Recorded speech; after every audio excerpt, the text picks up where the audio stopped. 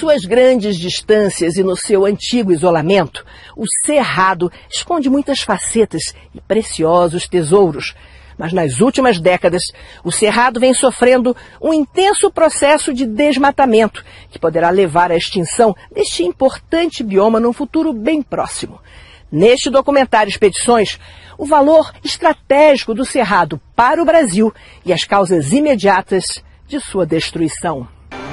Aqui, nas diferentes paisagens do Cerrado, vive uma grande diversidade animal e vegetal, assim como uma população que há séculos fez do Cerrado a sua casa e o seu sustento. Além disso, é debaixo do solo aparentemente seco do Cerrado que se esconde um enorme lençol aquífero que alimenta 3 das maiores bacias hidrográficas sul-americanas.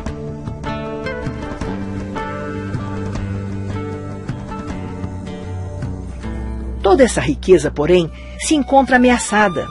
Atualmente, o Cerrado vem sendo devastado como nenhum outro bioma brasileiro. Aos poucos, o gado, a soja e a cana-de-açúcar vêm tomando a paisagem do Cerrado, enquanto sua vegetação tão rica arde no solo e nos fornos de carvão, que se alastram como uma praga pelos campos antes intocados. Quem viaja pelo Brasil Central, pelos estados de Goiás, Mato Grosso do Sul, Tocantins, Minas Gerais e Bahia, atravessa extensos chapadões, cobertos por uma vegetação de árvores retorcidas. Nessas regiões predomina o Cerrado, a chamada savana brasileira.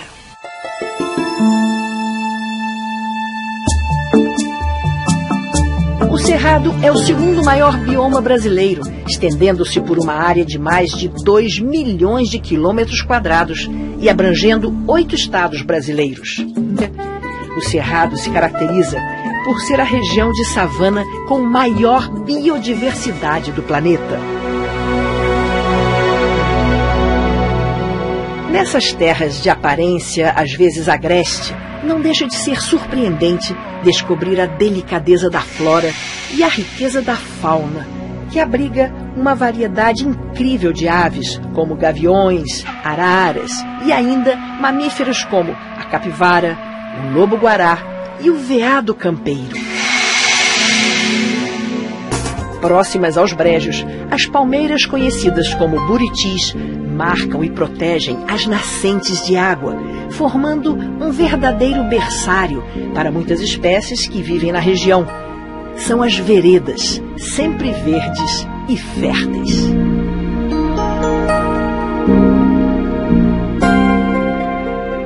As veredas são uma espécie de maternidade da fauna do Cerrado. Grande quantidade de espécies tem sua cria nesse ambiente úmido das veredas. E essa fauna é responsável pela dispersão da maioria das plantas do Cerrado. Porém, não é apenas a riqueza da vida que se esconde na paisagem, às vezes deslumbrante, às vezes agressiva do Cerrado. O maior tesouro desse bioma está fora do alcance da vista.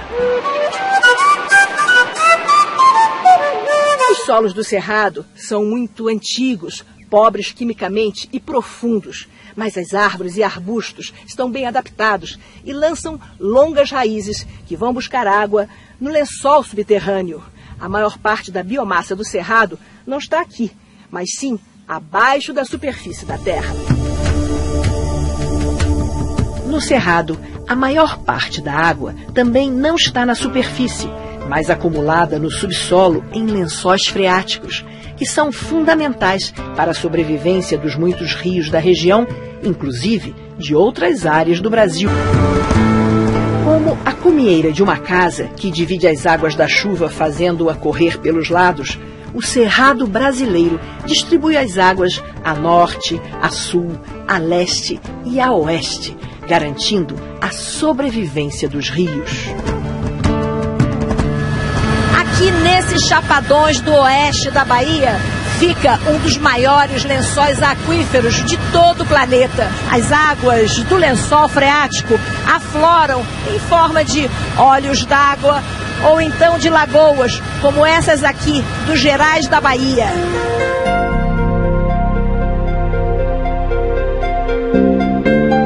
Extremamente variadas e adaptadas às condições físicas e climáticas do Brasil Central, a flora e a fauna do Cerrado são, no entanto, extremamente frágeis. Depois de milhares e milhares de anos de evolução, toda essa vida tem se mostrado extremamente suscetível à ocupação humana, que em poucos anos tem modificado de forma violenta a paisagem do Cerrado.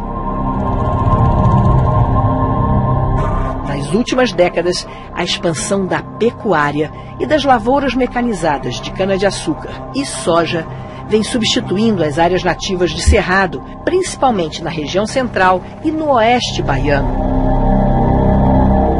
O processo de ocupação do cerrado tem como dois pontos de foco a soja e o gado. São duas atuações simultâneas, né, que acontecem com a ocupação do cerrado. O problema do gado é que você está usando essa área de uma maneira muito abrupta, né? E você está degradando, porque o gado ele tem uma pressão ambiental, né? Ele compacta o solo, né? E quando a pastagem não é bem preparada, ele não dá sustentabilidade ao longo do tempo. O que você quer dizer com isso? O produtor não retira, o recurso não tem retorno financeiro, então ele abandona essa pastagem. Então nós temos quase 35 milhões de áreas degradadas por pastagem mal manejada. Além disso, o desmatamento da vegetação do cerrado para a produção do carvão vegetal que alimenta os fornos das buzeiras, isto é, das siderúrgicas que produzem o ferro-gusa, vem contribuindo para transformar o cerrado num extenso deserto. Hoje, acredita-se que apenas 20% da área original de cerrado esteja intacta, enquanto o restante estaria ou completamente destruído ou sensivelmente modificado pela ação do homem. Em se tratando de cerrado, esses novos vetores de destruição ameaçam não apenas um dos ecossistemas mais ricos e delicados do planeta, como põe em risco outras regiões do país que dependem direta ou indiretamente da saúde desse imenso bioma no coração do Brasil.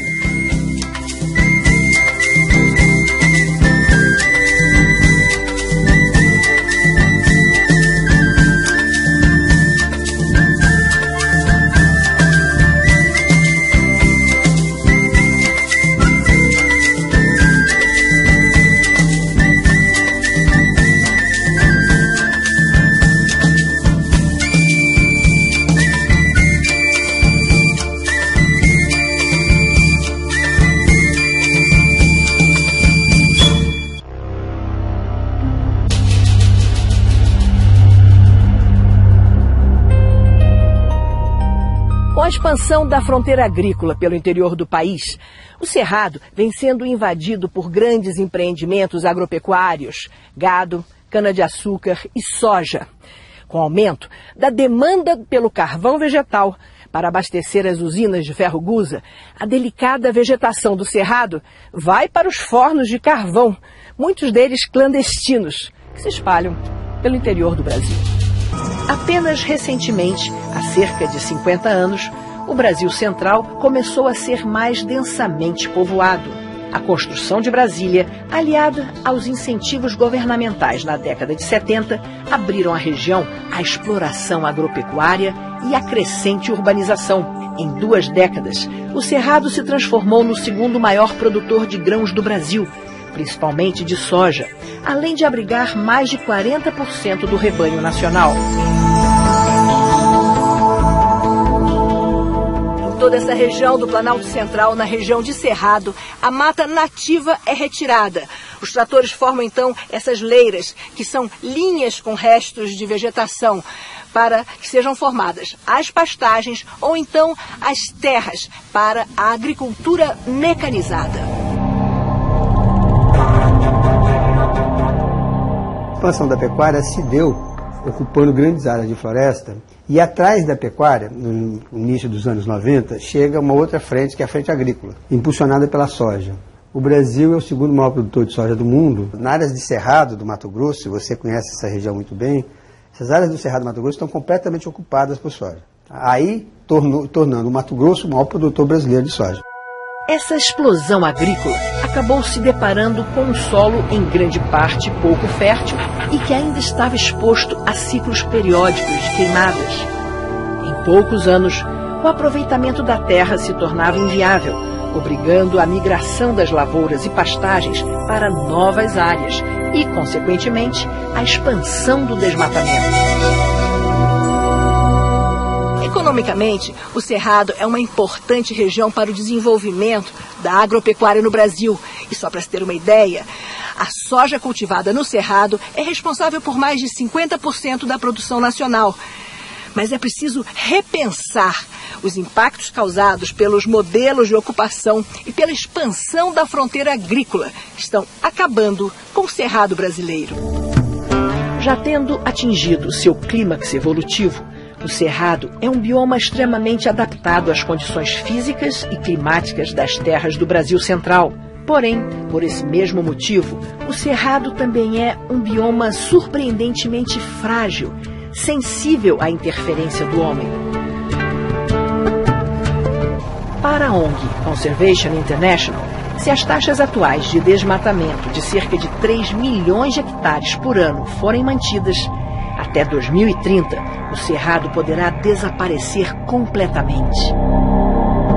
Para piorar, atualmente, apenas 2% da área do Cerrado encontra-se preservado em áreas de conservação ambiental, como a Chapada dos Veadeiros ou a Chapada dos Guimarães.